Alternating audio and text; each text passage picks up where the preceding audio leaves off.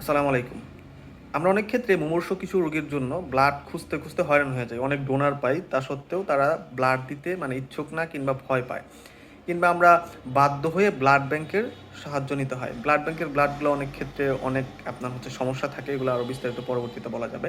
তো আপনি যদি ব্লাড দান করেন, যদি আপনি ব্লাড দেন, আপনার অনেকগুলা আপনি বেনিফিট পাবেন। তার মধ্যে হচ্ছে আপনার শরীরে কোনো সমস্যা আছে কিনা, ইনফেকশন আছে কিনা, সেগুলো স্ক্রিনিং টেস্ট করা হয়। যেমন এইচআইভি, এইডস, তারপর হেপাটাইটিস বি ভাইরাস, ম্যালেরিয়া, আরও অনেকগুলো টেস্ট করা হয় আপনার শরীরে রক্তের পরিমাণ কেমন আছে।